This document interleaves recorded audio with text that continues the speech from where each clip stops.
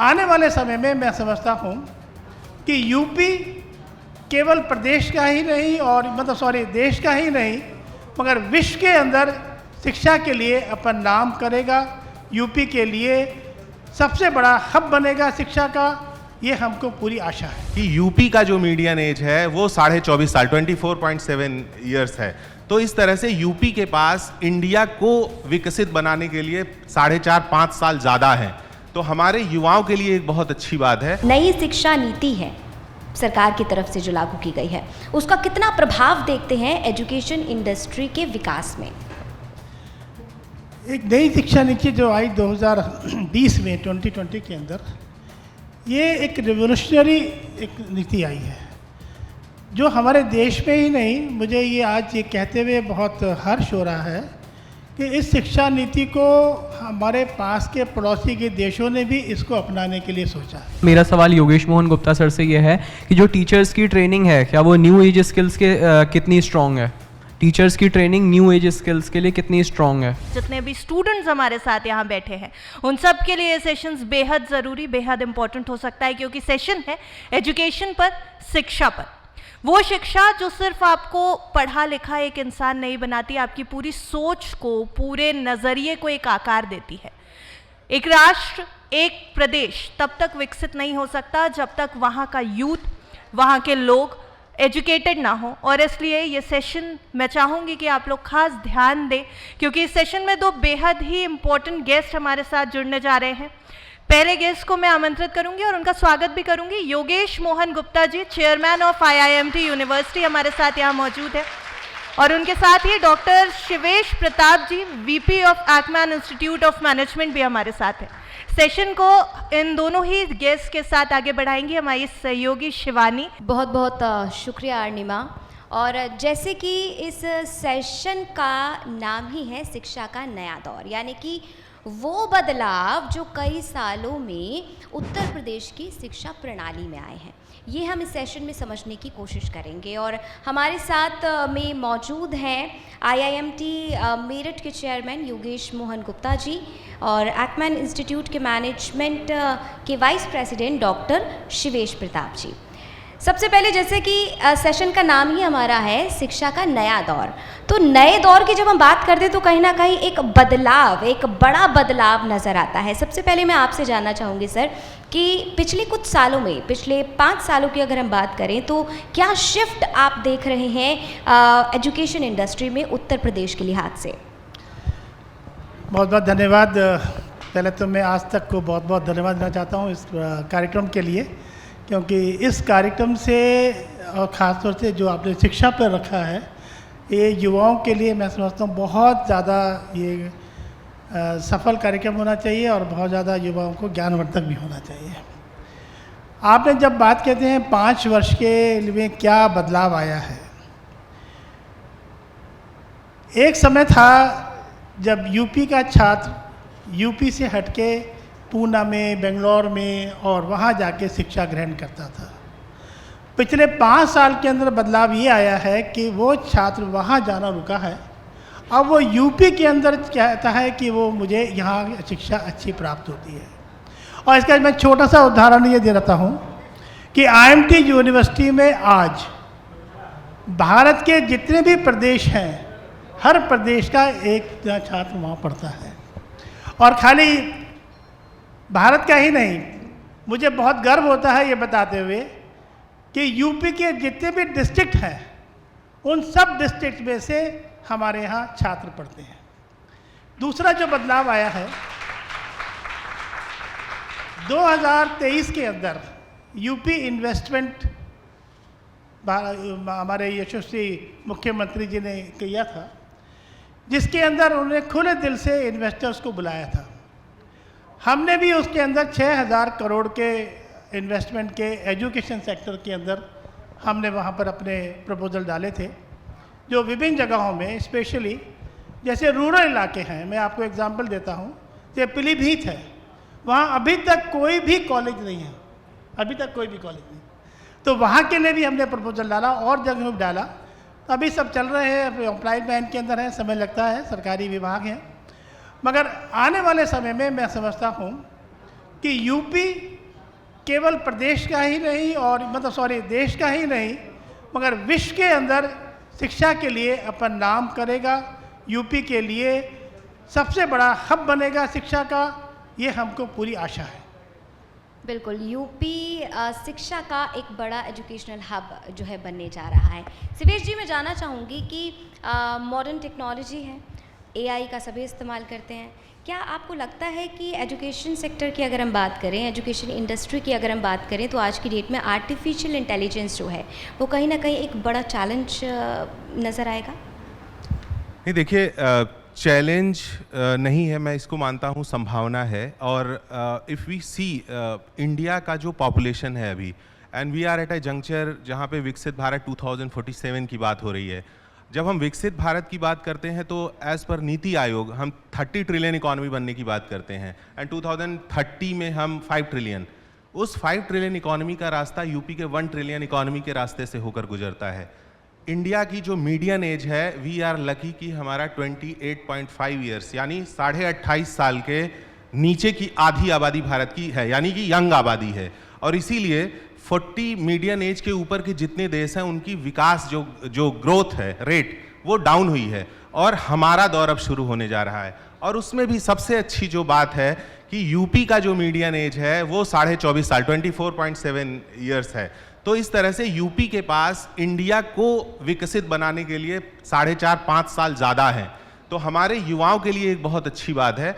और जब हम बात करते हैं इंडस्ट्री 4.0 की, जैसे जो आपने सवाल किया आर्टिफिशियल इंटेलिजेंस की, इंडस्ट्री 4.0 के अंदर जो वर्ल्ड इकोनॉमिक फोरम कहता है कि टिल 2030 हम 1 ट्रिलियन की इकोनॉमी सिर्फ इंडस्ट्री 4.0 की जो टेक्नोलॉजीज़ हैं, जिसमें एआई है, रोबोटिक्स है, ब्लॉकचेन है और जेनेटिक इंजीनियरिंग है और 3D ऑटोमेशन है, इसके थ्रू 1 ट्रिलियन की इकोनॉमी डेवलप कर सकते हैं। सो अभी इंडिया के अंदर आप देखिए, और खासकर यूपी के अंदर जिस तरह से आर्टिफिशियल इंटेलिजेंस को लेकर जो शेपअप की जा रही है यूनिवर्सिटीज़ की प्लानिंग, लास्ट ईयर 2024 की जो प्राइवेट यूनिवर्सिटी के प्लान योगी गवर्नमेंट ने ले आई है, उसके तहत उन्होंने 2 योजनाएं ली हैं। एक है कि NIRF के थ्रू 50 यूनिवर्सिटीज़ को यूपी के अंदर सेटअप करने के लिए they are providing 100% stamp duty जो है वो माफ़ कर रहे हैं उनकी, साथ साथ 20% का seed capital up to 100 CR वो दे रहे हैं। साथ साथ ग्लोबल यूनिवर्सिटीज़ की 5 जो सबसे पहले दुनिया की जो यूनिवर्सिटीज़ होंगी 5,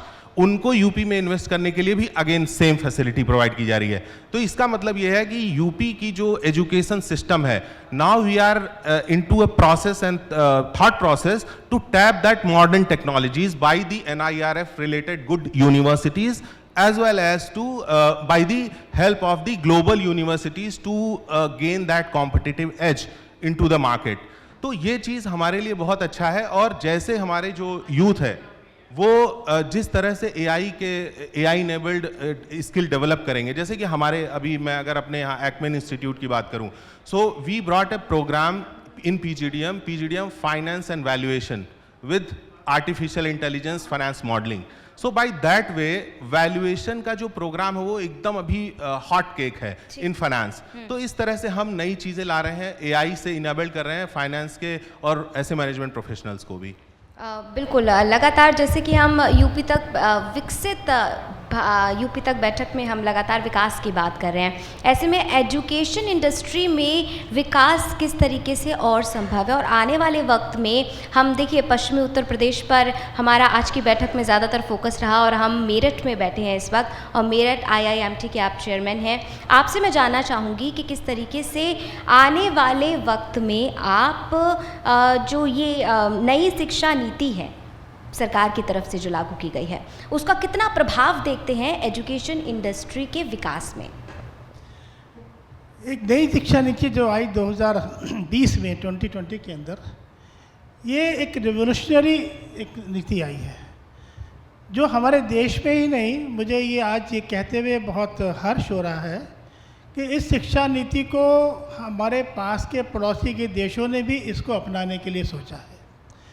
इसमें सबसे अच्छा जो छात्रों के लिए है कि पहले ये था कि छात्र एक टाइम में एक ही कोर्स कर सकता था, अब एक टाइम में डुअल डिग्री कोर्स कर सकता है। और डुअल डिग्री के अंदर भी उसके लिए ऑप्शन है, सपोज एक BTech का छात्र है, 4 साल का कोर्स है, उसका 3 साल के बाद मन नहीं लगता है कि वो छोड़ना चाहता है। पहले यह था कि 3 साल किए, बर्बाद हो गया उसका पूरा समय, मगर 3 साल के बाद भी वो उसको डिप्लोमा का उसको एक सर्टिफिकेट मिल जाएगा। अगर 2 साल के बाद छोड़ना चाहता है तो उसको सर्टिफिकेट कोर्स मिल जाएगा। मतलब कहने का तात्पर्य यह है कि छात्र का पहले सब वर्ष बर्बाद होते थे, अब वो बर्बाद नहीं होंगे और उसका कोई ना कोई उसको डिग्री उसको मिलेगा ही मिलेगा। दूसरा जो मैंने आपको बताया कि अब वो एक साथ 2 कोर्स कर सकता है। पहले एक कोर्स कर सकता है, अब चाहे बीटेक के साथ में वो चाहे तो वो ज्योतिष का कोर्स भी कर सकता है, वो चाहे तो एमबीए का भी साथ में कोर्स कर सकता है। तो डुअल डिग्री हो गया है इसके अंदर। और जो सबसे बड़ी शिक्षा नीति के अंदर सबसे बात बढ़िया है कि ये शिक्षा नीति भारतीय संस्कृति को छात्र के साथ जोड़ती है। जो हमारी अभी तक शिक्षा नीति थी वो थी विदेशों की, जो हमने अंग्रेज़ों से ली थी। इस शिक्षा नीति के अंदर भारतीय संस्कृति के ऊपर बहुत इसके ऊपर जोर दिया गया है। उससे छात्र का जो हम लोग, आप जानते हैं कि पहले हम लोग शिक्षा के अंदर गुरु थे, नालंदा तक्षशिला यूनिवर्सिटी थे, पूरी दुनिया के छात्र हमारे पास पढ़ने आते थे। उस समय नालंदा का मुझे याद है, जो हमारा इतिहास बताता है कि नालंदा यूनिवर्सिटी में आज से 1100 वर्ष पहले 10,000 छात्र पढ़ते थे। आप ये देख सकते हैं, और जो पूरे विश्व के छात्र यहाँ आते थे।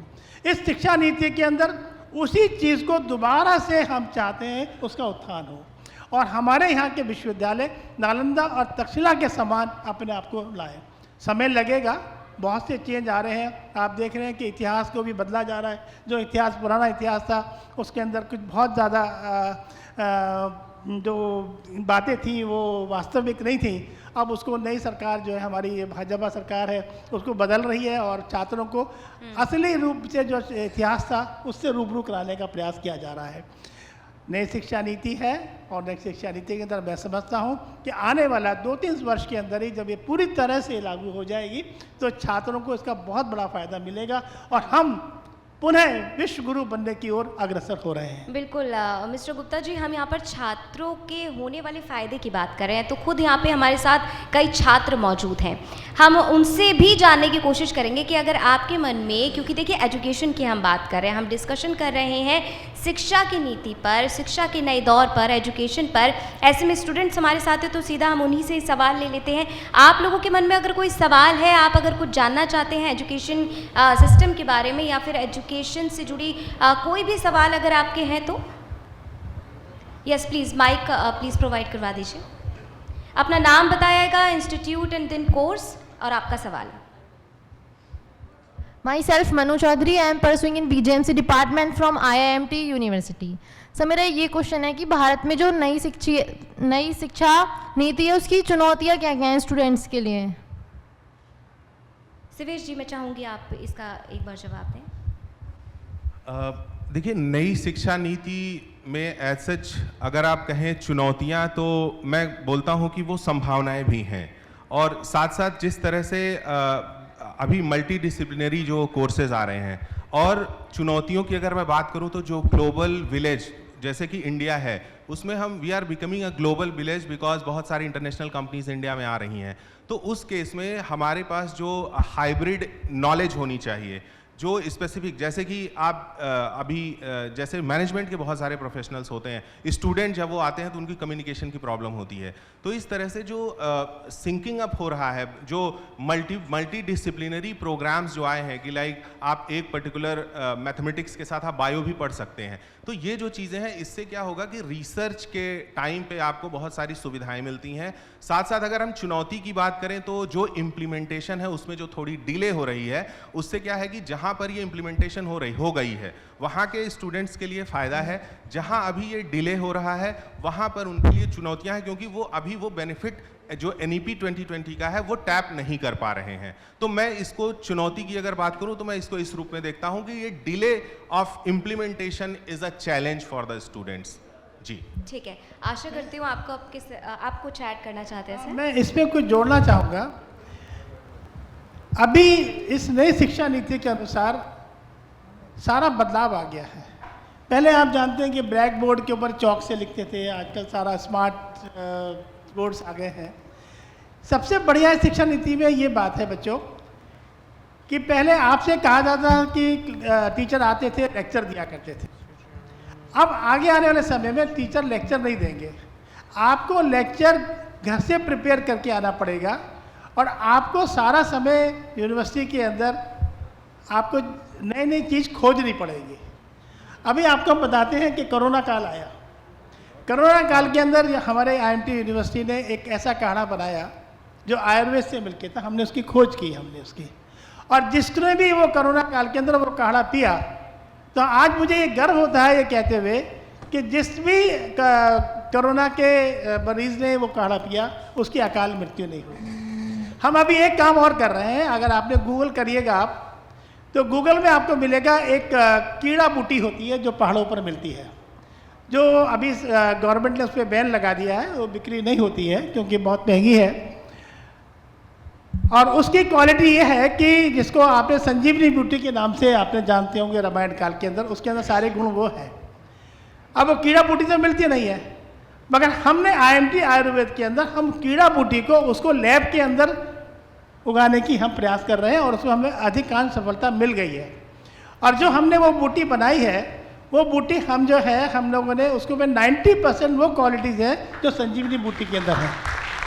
और जिस दिन हम सफल हो जाएंगे, हम बड़े गर्व के साथ ये कह पाएंगे कि हम कोई भी दुनिया का रोगी है, कैंसर है या जिसको भी हड्डियों की प्रॉब्लम है, एक्सेप्ट ब्लड प्रेशर की, वो ब्लड प्रेशर थोड़ा बढ़ाती है, ब्लड प्रेशर के मरीज को नहीं दे सकते हैं हम उसको, बाकी शरीर के कोई भी रोग है उस बूटी से वो रोगग्रस्त व्यक्ति को सफलता मिल सकती है। और हम समझते हैं कि 1 महीने के बाद में हम उसको उतार देंगे अपने आयुर्वेद मेडिकल स्टोर के अंदर। तो मेरा एक उदाहरण देने का सिर्फ तात्पर्य यही था कि अब जो शिक्षा है वो शिक्षा जो है प्रयोगात्मक है। थ्योरेटिकल शिक्षा अब समाप्त हो जाएगी धीरे धीरे, और आपको हर छात्र को प्रयोगित करना पड़ेगा, आपको इनोवेशन करना पड़ेगा, आपको नई चीज़ों को खोजना पड़ेगा। यही हमारे भारत की और यही हमारी पुरानी शिक्षा नीति और पुरानी शिक्षा पद्धति थी, उसका यही एक सारा मूल सार है उसका।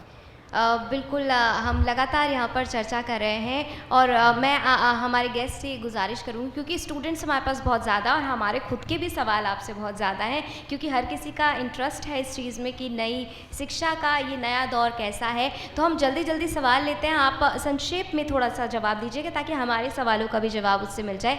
तो स्टूडेंट, आपका सवाल, अपना नाम, इंस्टीट्यूट, कोर्स और आपका सवाल। मेरा नाम देवांश सक्सेना है, मैं BJMC का छात्र हूँ, बैचलर ऑफ जर्नलिज्म में मास कम्युनिकेशन का। मेरा सवाल योगेश मोहन गुप्ता सर से ये है कि जो टीचर्स की ट्रेनिंग है, क्या वो न्यू एज स्किल्स के कितनी स्ट्रॉन्ग है? टीचर्स की ट्रेनिंग न्यू एज स्किल्स के लिए कितनी स्ट्रॉन्ग है? टीचर्स की ट्रेनिंग? मैम, जैसे नए नए टूल्स आ रहे हैं, आर्टिफिशियल इंटेलिजेंस आ रहा है, तो टीचर्स कितनी स्ट्रॉन्ग है, टीचर्स की एबिलिटीज़ कितनी स्ट्रॉन्ग है? क्योंकि स्टूडेंट यस मैम, नई नई टेक्नोलॉजी जैसे आ रही हैं, तो जो टीचर्स हैं क्या वो रेडी हैं उन नई टेक्नोलॉजी को समझ के, अपना के और आगे पढ़ाने के लिए? बहुत अच्छा प्रश्न है। ये नई टेक्नोलॉजी आ रही है, उस जिस तरह से आपके लिए नहीं है उस शिक्षकों के लिए भी नहीं है, उन्होंने भी उसका शिक्षा ग्रहण नहीं की है। उसके लिए हम लोग उनके लिए विशेष उनको भी हम क्लासेस लगा रहे हैं। अभी आप बच्चों को हम बता दें कि अभी हमारे पास में 3 तारीख को, इसी 3 दिसंबर को हमने चाइना से एक डेलीगेशन बुलाया है। आज विश्व के अंदर AI के अंदर जो चाइना ने तरक्की की है, जो चाइना ने जो जिस स्टेज पर पहुँचे हैं, वो कोई भी दुनिया का देश नहीं पहुँच पाया है। आप देखेंगे आपके विश्वविद्यालय में चाइना से 4 इसी कार्य के लिए चाइनीज़ 4 हमारे यहाँ विशेषज्ञ आ रहे हैं, और उनसे हम चाहेंगे कि हम उनसे MOU करें और अपने शिक्षकों को और साथ साथ आप लोगों को भी हम उसमें AI के अंदर, हमारा इसके ऊपर बहुत बड़ा कंसर्न है कि हम AI के अंदर आप लोगों को बहुत पारंगत बनाएं, और इसके लिए हम बहुत गंभीरता से विचार कर रहे हैं और बहुत जल्दी इसमें हम सफलता प्राप्त करके आपको उसका फ़ायदा अवश्य पहुँचाएंगे। ठीक है, एक और स्टूडेंट का हम सवाल ले लेते हैं, उस सवाल का जवाब आप एक बार दे दीजिएगा। बताइए। नमस्कार सर, मेरा नाम अमन है, मैं BJMC फर्स्ट ईयर का छात्र हूँ, IMT यूनिवर्सिटी से मैं पढ़ रहा हूँ। सर, मेरा शिक्षा नीति के लिए ये सवाल है, मतलब शिक्षा नीति काफ़ी अच्छी हो चुकी है पहले के मुकाबले, और जैसा भी आपने कहा डुअल कोर्स भी कर सकते हैं और हमारी यूनिवर्सिटी में अवेलेबल भी है, मतलब लोग इजी वे में किस तरीके से अप्लाई कर सकते हैं, क्योंकि कई बार ऐसा होता है कि पढ़ाई के समय व्यस्त हो जाते हैं, टाइम नहीं मिल पाता, मतलब किसी एक कोर्स में हम टाइम दे सकते हैं, बस थोड़ा गाइड कीजिएगा आप मुझे कि मैं किस तरीके से डुअल कोर्स कर पाऊँ, थोड़ा बस ये सहयोग चाहिए शिवेश सर। जी, मैं चाहूँगी एक बार आप इसका जवाब दीजिए। जी जी बिल्कुल। सो ड्यूअल कोर्स जब मतलब आप इन शॉर्ट कहने का मतलब ये है कि हम एक कोर्स नहीं कर पा रहे, दो कैसे करेंगे? हाँ नहीं, I understood that and it's a very reasonable question. So generally जब आप डुअल कोर्स की बात करते हैं तो उसमें you should be very reasonable about it. आपको ये समझना पड़ेगा कि जो कोर्स आप एक पढ़ रहे हैं उसके साथ वो दूसरा सप्लीमेंट्री होना चाहिए, वो उसकी वैल्यू एडिशन करनी चाहिए, रादर कि वो बहुत ही अपोजिट डायरेक्शन में जाए। जैसे कि एक सिंपल सी बात है कि मैं एक ऐसा इंडिया के अंदर संस्कृत पढ़ता हुआ बच्चा अगर ड्यूअल कोर्स में जाना चाहे और वो जर्मन कर ले, उसको जर्मनी से ट्रांसलेशन के इतने प्रोजेक्ट्स मिलेंगे कि वो अपने घर वर्क फ्रॉम होम से केवल बहुत अच्छे पैसे कमा सकता है। सो आपके पास ये समझ होनी चाहिए कि वो ड्यूअलिटी जो है वो किस तरह से आपकी वैल्यू इंक्रीज कर रही है। लाइकवाइज अगर आज के टाइम में जो फाइनेंस या जो मैनेजमेंट का कोई स्टूडेंट है and he should have that document कि वो एआई का यूज़ करके एफिशिएंट और स्मार्ट प्रोसेसेस बिल्डअप कर सके, तो उससे क्या होगा कि वो जिस कंपनी में जाएगा वहाँ पर बहुत ही प्रॉपर तरीके से ऑप्टिमाइजेशन कर पाएगा, कंपनी की कॉस्ट सेविंग कर पाएगा। तो इस तरह की जो चीज़ें होंगी, तो आपको पहले ये समझना होगा कि जो कोर्सेज हैं उसके बीच में किस तरह से हम लिंकेज करें दोनों के, और उससे आपको ऑप्टिमल वैल्यू मिले, रादर जस्ट एक करने के लिए करना दो कोर्सेज और दोनों एक दूसरे के पूरक बन के उसकी वैल्यू को इन्हांस कर दें, दोनों में अंतर है और एक स्टूडेंट के तौर पर आपको यही समझने की ज़रूरत है। जी जी आपके लिए वैसे आप जर्नलिज्म के छात्र हैं, मैं आपको एडवाइस करूंगा, आपके लिए दो ऑप्शन हैं जो मैं एडवाइस कर सकता हूं। आप फिल्म प्रोडक्शन में जा सकते हैं, उसके आपके साथ का है। आप ज्योतिषाचार्य के कोर्स में जा सकते हैं। आज ज्योतिषाचार्य का कोर्स बहुत लुक्रेटिव है, आपको उसमें धन लाभ भी है और आपको ज्ञान लाभ भी है और आपका स्वयं का भी आपका उसके अंदर प्रगति हो सकती है। ठीक है, आशा करती हूँ आपका जवाब आपको मिल गया होगा। अब समय की थोड़ी सी कमी है सर, लेकिन सवाल बहुत सारे हैं, लेकिन मैं आप दोनों से ही एक ही सवाल लेना चाहूँगी और चाहूँगी आप दोनों उस पर ज़रूर जवाब दें।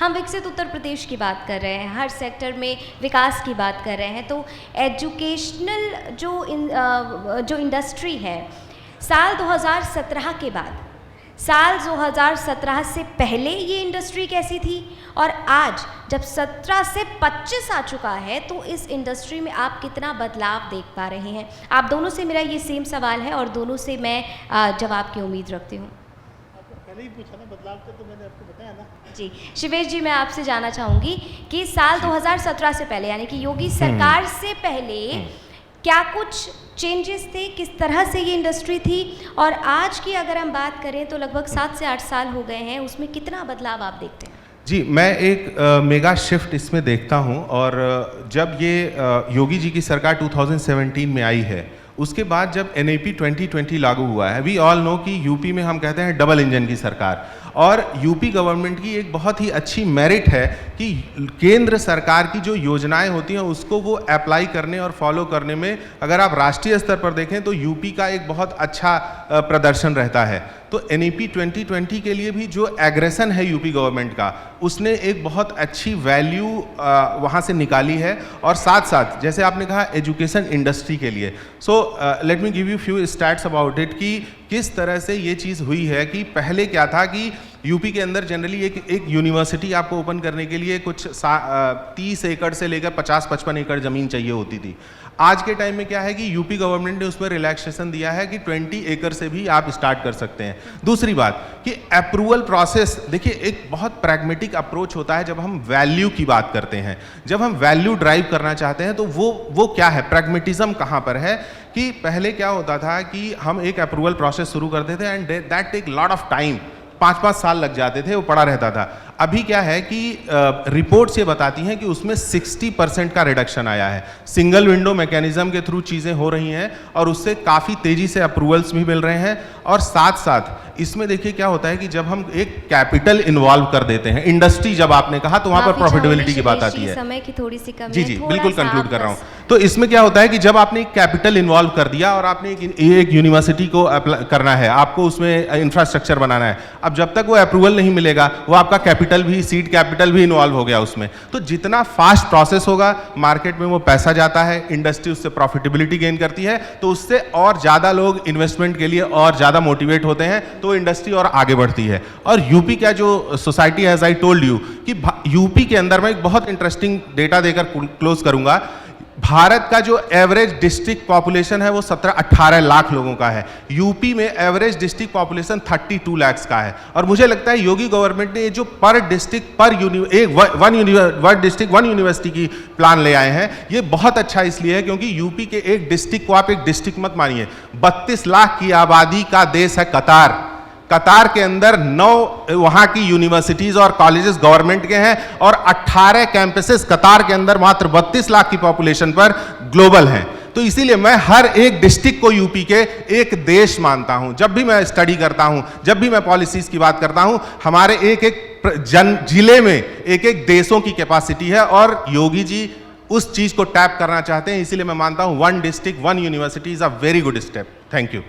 वन डिस्ट्रिक्ट वन यूनिवर्सिटी को लेकर आप 2 लाइन में सर बताइएगा कि आपको क्या लगता है कितना कारगर है? देखिए, मैं गवर्नमेंट की पॉलिसी है उसके ऊपर मैं कुछ बोलना नहीं चाहता, मगर विशेष बात यह है कि यूनिवर्सिटी खोलना, जैसे भैया ने बताया, इस सरकार ने बहुत आसान कर दिया है, मगर मेन बात यह है कि उसमें क्वालिटी होनी चाहिए। यूनिवर्सिटी खोल के यूनिवर्सिटी की दुकान नहीं खोलनी चाहिए। अगर यूनिवर्सिटी में क्वालिटी नहीं है तो वो यूनिवर्सिटी बेकार है। हम वन डिस्ट्रिक्ट वन यूनिवर्सिटी खोलते हैं तो हमारे ऐसी डिस्ट्रिक्ट्स भी हैं जहाँ की पॉपुलेशन, आप जैसे मेरठ की पॉपुलेशन 30 लाख बच्चे हैं मेरठ के अंदर। अगर हम एक यूनिवर्सिटी को मेरठ के ऊपर डिपेंड करेंगे तो यूनिवर्सिटी का वायबिलिटी नहीं है। हमें वायबिलिटी भी सोचनी चाहिए कि वायबिलिटी आएगी या नहीं आएगी। अगर अच्छी यूनिवर्सिटी चलानी है तो उसके लिए आपको उसकी वायबिलिटी ज़रूर है, और जब वायबिलिटी नहीं आएगी तो हम बच्चों के साथ न्याय नहीं कर पाएंगे। तो इसलिए मेरा विचार ये है कि वन डिस्ट्रिक्ट वन यूनिवर्सिटी के विचार से मैं पर्सनली सहमत नहीं हूँ। ठीक, अलग अलग विचार, अलग अलग सोच और अलग अलग ये जो बदलाव है वो हमने यहाँ पर समझने की कोशिश की। बहुत बहुत धन्यवाद आप दोनों का, जिस तरीके से हमने इस सेशन में समझने की कोशिश की कि किस तरीके से जो एजुकेशन इंडस्ट्री है वो विकास की रफ्तार में किस तरफ जा रही है, और तालियों की आवाज़ बता रही है कि लगता है बच्चों को अपने सवालों के जवाब ज़रूर मिल गए हैं। बहुत बहुत शुक्रिया सर हमारे साथ जुड़ने के लिए।